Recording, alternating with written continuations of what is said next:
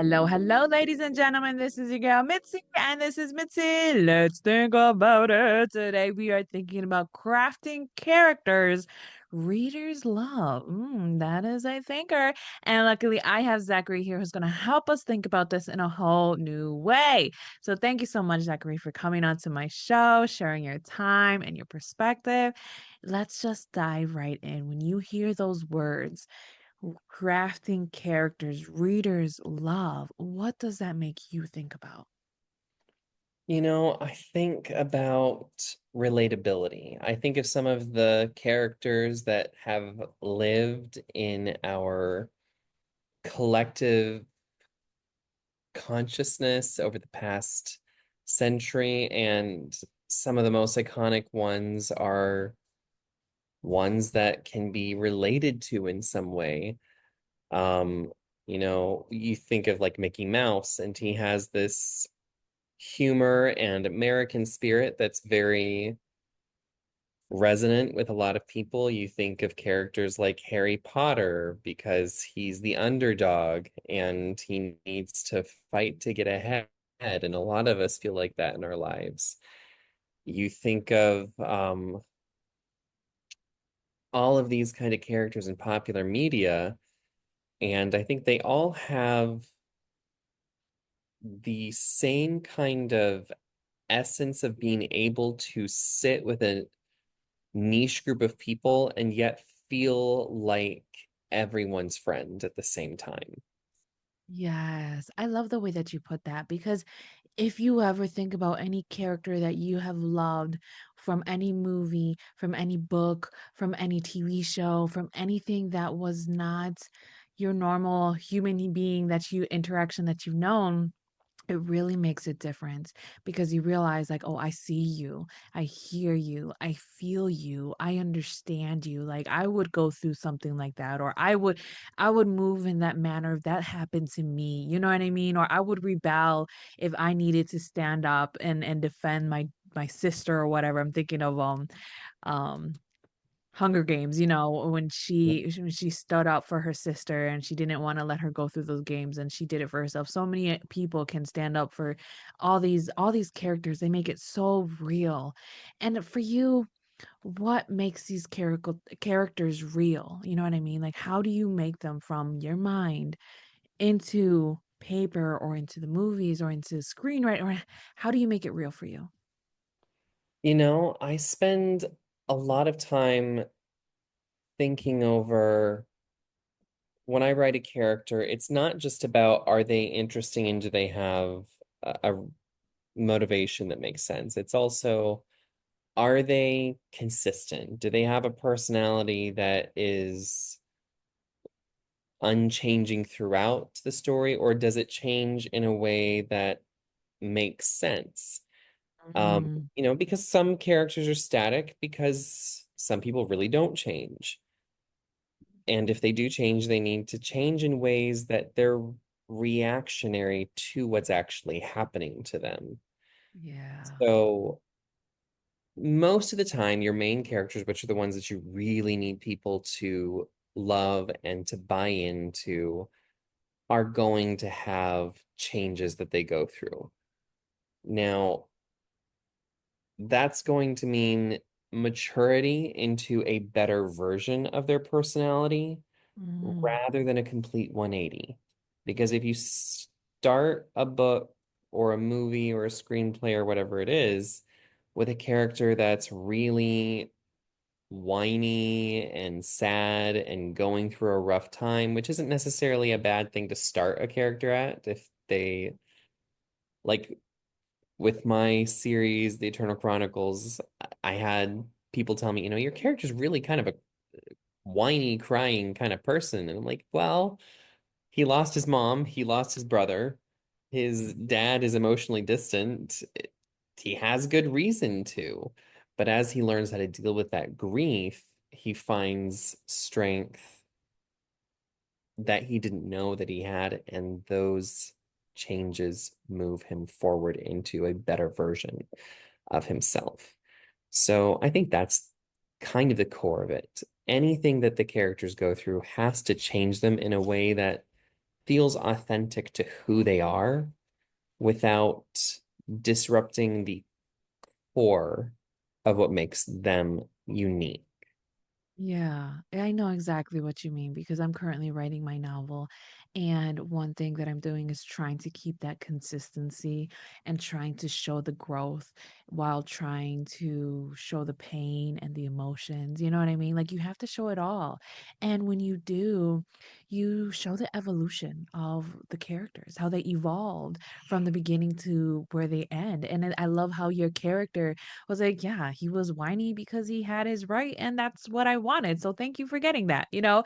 But at the end, like you realize like he's learned from it. He grew from it. He evolved from it. He's now a better person from it. He no longer allows that to define him or be his obstacle in front of him, you know? And that is truly what makes those type of characters relatable because you're able to realize and look back within yourself and like, yeah, that was a crappy time in my life. Yeah, I was a little bitchy all the time. Yeah, it wasn't always the best things I should have said, but now I'm better from it. Now I do better and I know better. And I think that's what makes characters loved because you're able to see yourself in them. And I think that's when you're able to really make a good impactful character where like they want to be them in Halloween, you know what I mean? They want to inspire you the artist, the author, whoever is doing the work to make more of it. But how do you keep your emotions away from the character's emotions? You know what I mean? Like when you are in like a down mood, how do you prevent that from going into your characters when they're not supposed to be in a down mood? Does that make sense? It makes sense. I wish I had a better answer for you. Because generally speaking, when I sit down to write, I get into the scene so fully that I'm kind of in whatever mood the character's supposed to be in. I think that maybe that is my advice. Maybe if you are having a hard time keeping who you are as the author separate from the work, maybe it's time to step away and regulate apart from working for a moment to then be able to step back in and enjoy your world. Because Yes. that's the best way to write is to immerse yourself in it and to really feel what the characters are feeling. I I actually related to that, I just finished the first draft of my newest novel, Aisha's Secret, which is an Aladdin retelling.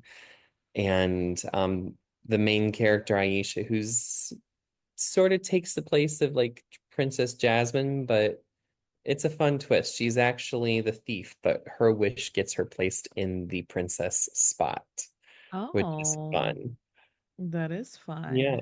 But of course I'm writing her as the main character. It's from a first person perspective. And so I was telling my wife, yeah, it feels really weird to kind of write this from a female perspective because like I'm having to put it in ways that I wouldn't normally think about it and react to things, but she feels very authentically female, not in like that. I don't know if you've seen that TikTok series where like men who write female characters and they have like these weird things that like aren't anatomically possible. It's not like that. I learned from that series. She feels authentic. She feels like a strong but still feminine female character. And I was telling my wife, it feels kind of weird, especially to write the romance, because I'm having her kiss Aladdin and I'm like describing things that you've described. And it was a weird thing, but it did help to really just be in the moment with Aisha to feel the things that she was feeling to make sure that especially her relationship with Aladdin came through well as I was writing the book. Yes, I know exactly what you mean because I want to just touch into the first part when you were talking about when you immerse yourself into the characters when you're writing the book. Oh my goodness, Zachary, I agree because when I'm writing when I wrote my first draft of my novel, there was a part where the mother and the daughter were having like a heart-to-heart moment. And as that was writing it, I was crying.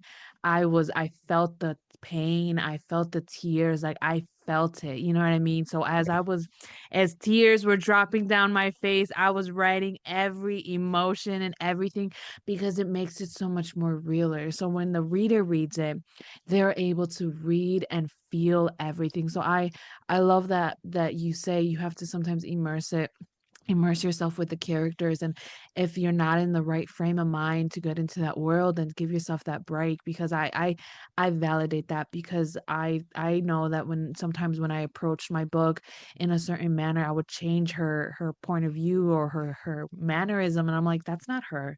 And you know what I mean, the character would be like, yo, that's not me, what are you doing, like, we're not going in this direction, you know what I mean, like, this, stop this. Yeah. So it's just like, you sometimes you really do have to like take that moment of break so that when you enter into that world, it truly is like it's a whole new being. I don't know if you've seen the movie The Purple Crayon, but it's Yes. really, you Yeah. have, okay, so you remember towards the end where the librarian, the Larry the librarian or whatever, he gets an opportunity to go into the world that he immersed in, he made, and then he opens it up and then he's like, oh, I'll go in there then, and he goes into the character of who he portrayed himself to be and all of that. Like, that's exactly how it kind of is when you're writing. Like, you step into that world and you see everything, you feel everything, you experience everything. And I know what you mean when it comes to writing about the opposite sex and trying to get their emotions and get their feelings. Like, sometimes it is a little difficult because it's like I have to, like, I'm in this portion right now where it's about the men, you know what I mean? Manly men, like, ooh, you know what I mean? Yeah. Like, so sometimes I have to like get myself into that character, and sometimes I'll just talk to my husband and I'm just like, what would you do or how would you handle this? And he would be so straight up, and I'm like, I don't need cover quotes. I don't want you to say what I think I want to hear. I want you to just respond just instinctively. And I think that's what has helped me write as well when I try to write the men's perspective, is because it allows me to actually take a man's point of view. And I think you having your wife allows you to take the woman's point of view too, and like ask her like, okay, how would you really think about this, or how would you really feel? And it really changes the whole tone. So I think that is the beauty of just having the characters, is just allowing an opportunity of what if and the twists and turns of it, you know? So I guess I have to ask you, what really motivates you to keep writing? I've always wanted to write ever since I was a little kid, so I don't really know any other way to be than to be a storyteller. Mm, Even in my professional kind of sphere, I teach English, and so I'm always immersed in the field of story. I teach music as well, but even music is storytelling. It's just it with is. more feelings, Sound. emotions, and sound rather Yeah. than words explicitly. But so my whole life is about the importance and the power of story. I don't really know how to separate myself from it. Well, at least you have that opportunity to always be in the environment that you've always wanted. You know what I mean? Where you knew that you were meant to tell stories and to imagine and to create, because some people didn't get that until later on in life, you know? So it is an opportunity to be like, you know what, I'm truly am blessed for the fact that I am doing something that I've always wanted to do as a child, because that is something not a lot of people get to have. And so it's It like, is. Yeah. what are you grateful for in this life? Mm. There's so many things. I keep a journal every night, and part of that journal is listing things that um, I express gratitude. So, of course, I'm very grateful for my wife and my son, especially. It took us 4 years to conceive him, and so that was a big deal for him to be born. Yeah. Best day of my life, well, topped only by the day that I got married, because it's sort of, in order for him to be here, we had to have that relationship. Um, so very grateful for and motivated by my family. And we've just we went through a really hard time. Um, not in 2020, but like the year after was just awful for us. And to come out on the other side, we're doing so much better financially. We've got I've got some secret projects that I'm not allowed to talk about yet, but that are very exciting for the future of my writing career. I'm actually starting a coaching program for people that want to kind of go the homeschool directions. I'm teaching other people how to teach, and so I have a lot that I'm very blessed to be able to do and to be able to have and to be able to give back a lot of what we've been blessed with. Well, absolutely. It really does sound like you most definitely put your life to service and serving not only yourself but your family, the ones you love, the ones that you're around, and even the ones you don't even know yet. You know what I mean? And that's truly something that where a lot of people don't realize that your purpose in one way or another is going to be in some type of service, you know. And when you have this idea of already you're serving, and even if it's by writing, even if it's by teaching, even if it's by any little thing, it's not on you, so it truly does make it more memorable. So I have to ask you, has there ever been a character that you did not like? Yes, I think that it's writing fantasy, writing villains, you kind of it's a love-hate relationship with a lot of the villains, but I think it's harder to write a truly evil villain if you like them a little bit. So, especially with the main villain in Eternal Chronicles, I did kind of like him at the end just because he was so fun to write because he was so maniacally evil. But with the most recent draft for Aisha's Secret that I wrote, the villain, I named him Rafa, is so manipulative and power hungry and nasty that I can't stand him even in a he's kind of fun to write kind of way because he's not. He's horrible. I hate him so much. He serves his purpose in the story, but I don't think that I could write a whole series with him as the main villain. So I'm glad that it's a Well, one and you done. well, you never know. You never know because let's be honest, like when you write and you write characters, it's not until your fans are like, "Oh, we like him. Show me more of him. Tell me his backstory. Tell me how he got this evil." You know what I mean? So you Yeah. never know. Once you publish it and the audience and your fans actually read it, maybe down the road he might have his story. And nowadays, people are Maybe. in the team villains. You know what I mean? I know tons of people who love villains. They buy coffee mugs of villains. They go all out in the Halloween. Oh my God, they love their villains. You know what I mean? So you never know if that's a good villain that you already hate, then that means there's another person out there Maybe. that's like, I like that. We can Although I hang. feel like people like their morally gray villains that are kind of could go either way. Like, Yeah. oh, I think it was like the Evil Queen. She kind of got reinvented by Once Upon a Time when Yeah. that aired on ABC, and suddenly everyone loved the Evil Queen, myself amongst them. But it was because there was like a reason behind the evil, and it wasn't just, I just want to hurt people.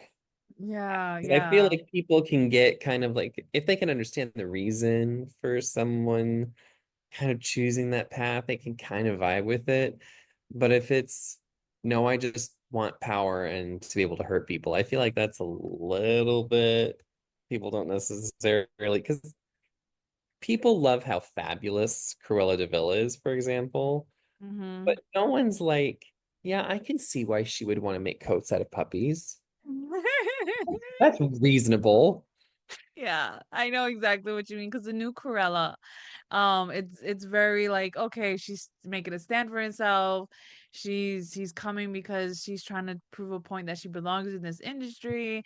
I get it. We get it. And that so but yeah, nobody's gonna really wanna root for somebody who's cutting like dogs open and trying to make jackets because the first 101 Dalmatians, the remake of in the human version. You know, they One played of her. them is, yeah. Yeah, they played her beautifully. You know, she was after the puppies and she wanted the puppies, and her evil laugh was amazing. But the redo of it really does switch up the story a lot. But yeah, no, I know what you mean. Sometimes it kind of just depends on the person, you know, and where their heart is and what they attract. But yeah, that's truly is interesting. So I know time is catching up to us. So what can be some lasting words that you can leave us off with to keep on thinking?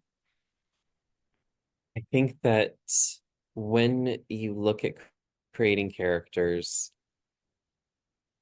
put a piece of yourself on the page through them. Trying to create someone who's the polar opposite of you in every way is going to be so hard because you'll never be able to think like them. But if they can reflect even just a portion of who you are in some way, it's so much easier to write them and to write honestly because you have to be honest when you're writing. Even in a fictional novel, you have to be honest. Yeah. Oh, absolutely. I agree. Like, people don't realize, like, when you write, you're putting a piece of your heart. You know what I mean? You're putting a piece of your life, putting a piece of your story, your history, your experiences in one way or another. You know what I mean? Like, yeah, it's fantasy. We zizz it up whenever we can or wherever it does to make it make sense or to make it make more dramatic. But at the same time, it's about my heart, you know what I mean? I've been there. I felt the pain, I felt the joy, I felt the peace, I felt the Yeah. betrayal, you know what I mean, in one way or another. So yeah, I agree when you put that in there and you don't be afraid to expose yourself in that manner in your writing, you really do make a magnificent, amazing book that not only do people want to continue to read, but it makes them relatable. You're able to relate to the book. You're able to share it with the world and let everybody know, scream it on the rooftop, this book is amazing. And it's only because somebody put their heart into it. So it's like you can't be afraid to put that heart and put that honesty and just reveal yourself in that manner. That's so beautiful. And ladies and gentlemen, if you enjoyed this conversation as much as I did, go check out Zachary. Have access to his books, access to his website, access to all the great stuff that he has to offer the world so that you can continue on thinking. Because isn't that the point? Yes, it is. So continue on thinking, ladies and gentlemen. Bye.